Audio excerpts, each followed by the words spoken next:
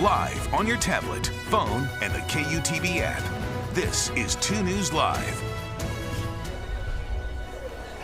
Yes, it is. Welcome in. This is 2 News Live. We are live inside of the Delta Center right now. Fans are piling in for the Salt Lake City Summer League. The Jazz are taking the floor later against the Grizzlies, 7 o'clock. I think I saw tickets, $9? Not as good as it gets. Right now, the 76ers and the Thunder are on the floor right now in the second quarter. Just caught it on the camera here.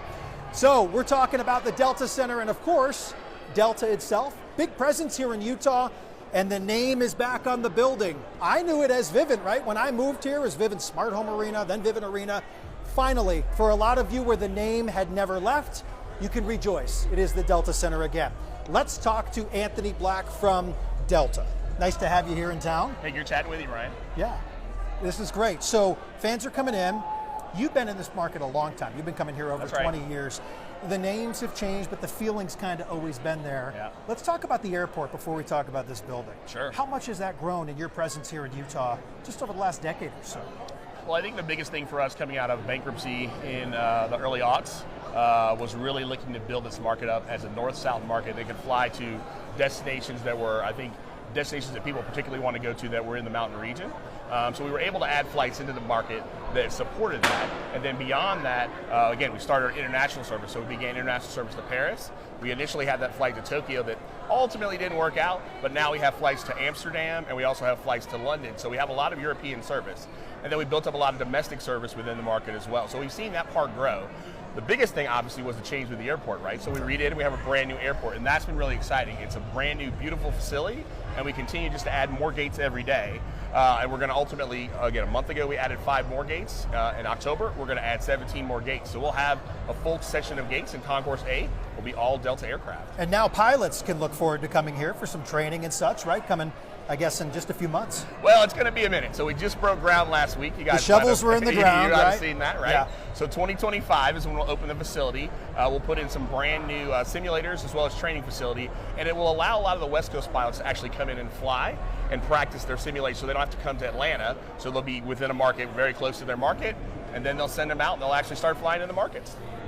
All right, it's back. Let's talk about it, right? This is pretty cool.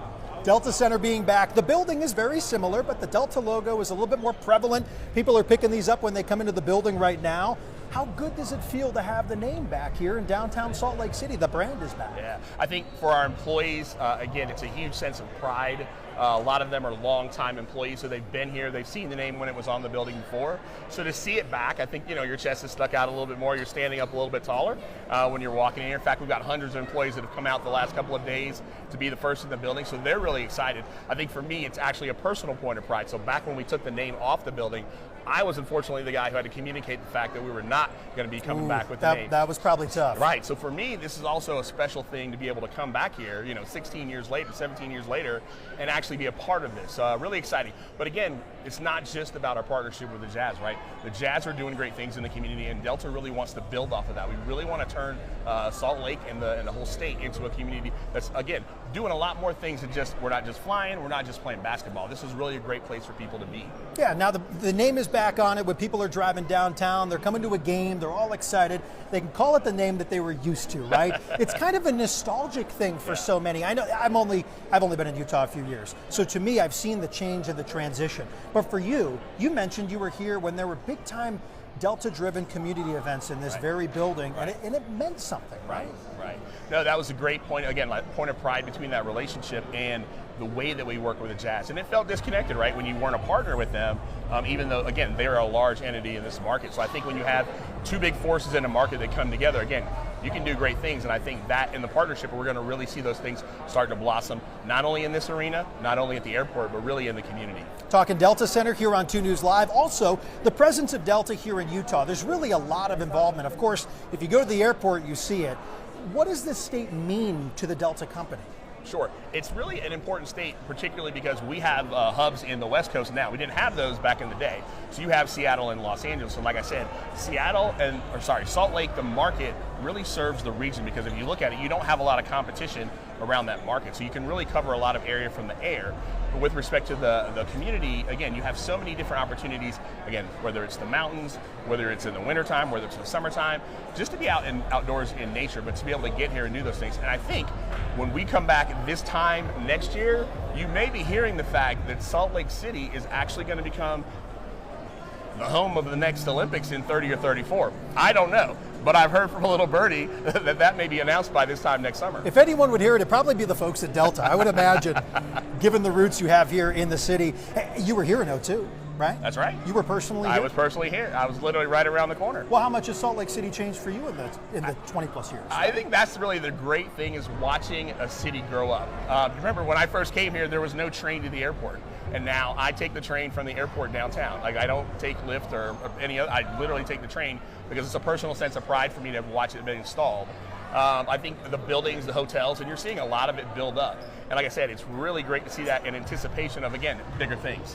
What is happening behind us? I don't even know. There was someone going by on a hoverboard, scooter. Who was it? Oh, there you go. It was Buster. There you go. That's awesome. Anthony, thank you for being here. I appreciate it. And of course, I think a lot of people out there are thanking you so they don't have to remember what the name of the building is again. They already know now. It's like things had never changed. Fans coming out here tonight, grab a little keepsake, right? Game starts at 7 o'clock. If you're watching, or if you know somebody who is watching, there are seats available for tonight's game. Anthony, thank you so much. It's my pleasure. Hey, let's go inside. It's pretty nice outside. Fortunately, we're inside in the AC, but you know what? Things have been starting to heat up. I think the hundreds are coming back to the Wasatch Front, Chase? Yeah, they could be. We're going to be very close, I think, later in the weekend, Brian, so I hope you enjoyed the somewhat cooler weather that we've had yesterday and today. Temperatures hovering near normal at 92 degrees in Salt Lake City. But, you know, it was kind of a slow warm-up. We had the cloud cover for most of the day. Now we're starting to see the sunshine. Temperatures are rebounding. Lots of 80s and 90s in central Utah, close to 100 Moab. St. George, 99 degrees, but we got a lot of triple digits in your forecast, so I hope you enjoyed today's 99.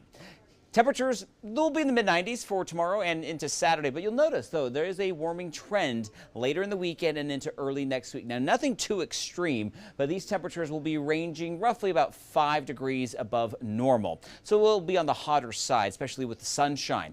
Now, up in far northern Utah, Bear Lake, great place to cool off a little bit, but we're now in the busy season, so a lot of folks on the water. Tomorrow, there is a slight chance for a stray thunderstorm, so just keep that in mind if you are boating. Temperatures in the 70s tomorrow and on Saturday, but by Sunday, we get some drier air, sunny weather, and it really starts to warm up into the mid-80s.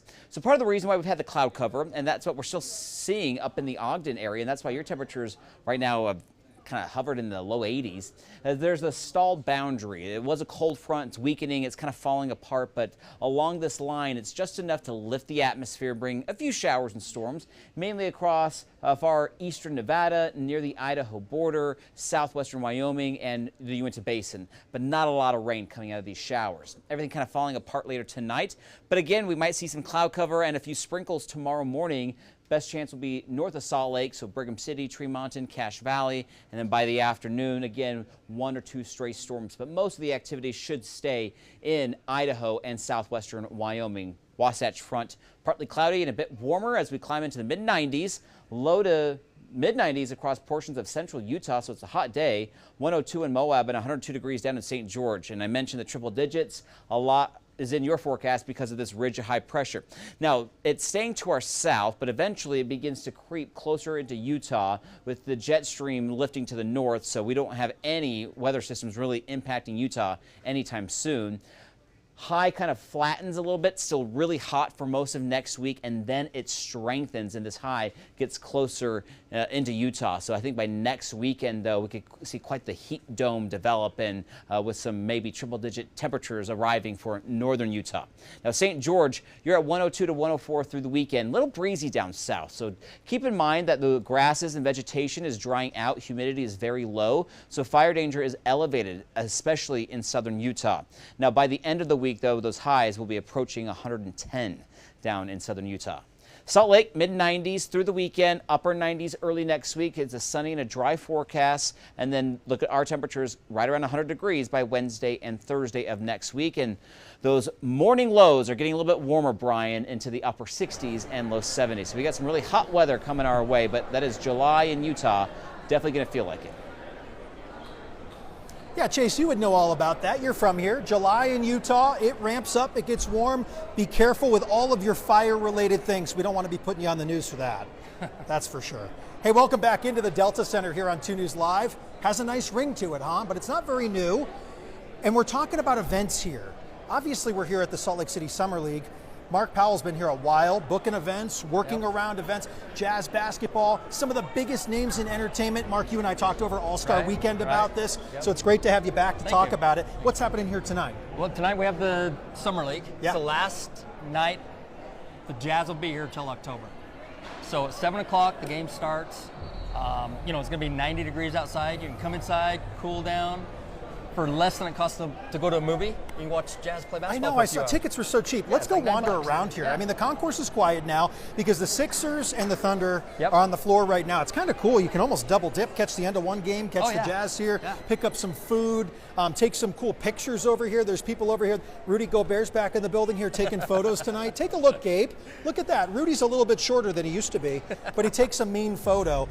Mark, this is pretty cool because the Summer League, the Jazz will take off for a while. They'll do the thing in Vegas, but you are so busy here at the Delta Center with so much more than just the Jazz, right? Yeah, it's crazy this year. I've never seen anything like this. We have 27 concerts between now and the end of the year. And the big one you want to see is? I'm really looking forward to Aerosmith. Okay, but you've seen them before. Day before thing. Right? It's been a while, but they're going to be here the day before Thanksgiving. Well, if concerts aren't your thing, right? Because not everybody's in for that. There are a lot of other things that come here. There's been some really cool events here just in the last couple years that I've been in Utah. I know that there's a lot of conversation about hockey. Maybe making a move here to Salt Lake City. No spoilers here on 2 News Live. But the Frozen Fury is back, right? That's coming back here? Fifth year. Wow. And we got the Kings, LA Kings versus the San Jose Sharks. Nice. October 5th. It'll be awesome. And we get hockey, we work with the Utah Sports Commission, and they help us bring that here, and it's been a great event. And you had the Stanley Cup champs here just recently, right? Last year? We had the Golden Knights here last year. Look at that. The year before. You can come here and watch a team NFL like that. team. Maybe you'll give them that good magic, and they'll go win the cup. So another cool thing coming here, UFC. Yes. Way back when I saw UFC early on in my days, I say that as a 32-year-old, but I saw UFC myself. It is so much fun. That is about as action-packed as you get. And when you guys brought it back here, what, 2 years ago, I want to say? No, last year. Last year. So last year, look at that. I'm all messed up from 2020. So just last year alone, and now you're bringing them back. What does this event mean to not just the Delta Center, but people that want to come out and check this thing out? I mean, this event is the titan of all of them. It's as big as it gets. It's all-star-esque. You'll have a worldwide audience. We courted them for years and years and years, and they kept saying Salt Lake City just wasn't big enough to have a pay-per-view. Interesting. So we finally talked them into coming last year, and the market responded, sold out. Cool. It was a great fight. The economic impact is unbelievable, and once again, the Utah Sports Commission stepped up to help that come back. But how many people are going to be here, and what does this event mean? This is like one of the biggest things you've ever put on, right? So last year was huge. This year, 3 things happened. The Sports Commission stepped up. Dana White loved Salt Lake City and wanted to come back. And then the UFC gives us Poirier versus Gaethje. I mean, it's the best card of the whole year. About as good as it gets. Yeah. Gabe, let's take a look at some of the young fans over here. They're looking at face painting right now, and you know what's behind them? I love the guitars. It was one of my favorite things I saw when I came in here for my first time. You got the Eagles, you got Coldplay, Pearl Jam, Taylor Swift. You may have heard that name, guys. There's a big tour going on right now. Pink, Garth Brooks, Bon Jovi. I know you and I went downstairs. We got to see all the plaques on the wall. I mean, this speaks to the people that come here in terms of entertainment. Right. Coming to downtown Salt Lake City, basically for people to come far and wide and check them out. Yeah, absolutely. I mean, this year we have 10 concerts just in November, including John Mayer, Dan Reynolds from Imagine Dragons, Old Dominion, Aerosmith, of course. Cool. The 1975. The younger people will know who that is. Yeah, right. I know. And then we have a Disney on Ice show in November, and we're going to try to throw some jazz games in there. Well, I was going to ask you about some of those more family-friendly sort of events. I know there's a cool Jurassic Park event coming. You guys always have Disney on Ice, so that's pretty cool too. But what can the whole family get involved in if you don't want to go to that show at night? That's normally a little bit late for the kids. Yeah. Jurassic Adventure's coming in August. Cool. Dinosaurs for everybody. It'll be awesome. I think you like this too. Oh, yeah, for sure. Have you had that here before? No. This will be the first time. So we love those first-time events here at Delta Center too. I'm going to have to bring the 1-year-old to check this out. Let's take a gander here. What can we see? I still see some older jerseys, some newer jerseys. We're going to get all Phoenix Sun there we go, right there. Phoenix Suns jersey. I like coming here and just seeing who people are repping, right? Because they've got some old vintage stuff. Anything else we're missing about some of the big events here, Mark, and what people can really eat up if they say, hey, you know, I've been here for a Jazz game, but I want to try something else? Because they have the options, Oh, right? yeah. September 29th and 30th, we have 2 sold-out nights. Well, one's not quite sold out. You still get tickets of Nate Bargatze, who's a very funny comedian. He played, I think, 6 nights at Eccles Theater 2 years ago. That's awesome. And then so we you're have- mixing and matching between live yeah. music, of course, comedy, basketball, and then these big events. Yeah. And then for July families. 20th, we have Dude Perfect. You ever heard of Dude Perfect? Yeah. Okay, they're big. Yeah. They're going to be here on July 20th. That's cool. So that'll be fun. You'll be excited for that. Before UFC. Oh, nice. So a jam-packed next few months here at the Delta Center. Mark, thank you so much. Thank you. Appreciate Thanks, you Ryan. breaking it all down for us Man, as no always. problem. Mark's been here a little bit. He knows exactly what's going on in terms of all the events and everything that's happening here in downtown Salt Lake City. Thanks for joining us for 2 News Live. You're off the hook. Awesome. You're off the I love hook. it. I love it. He's done. Hey, let's give you a quick little look here at the concourse before we get out of here. They're repping some purple, of course, the new jerseys, the old jerseys. What's old is new again. The Delta Center's back. Pretty fun stuff, huh? The Jazz wrap up Salt Lake City Summer League coming up tonight against the Grizzlies, 7 o'clock. Tickets are very affordable. Come on out and enjoy it with the family. Thanks for joining us. I'm Brian Schnee. Have a great rest of your night. We'll see you tomorrow on 2 News Live.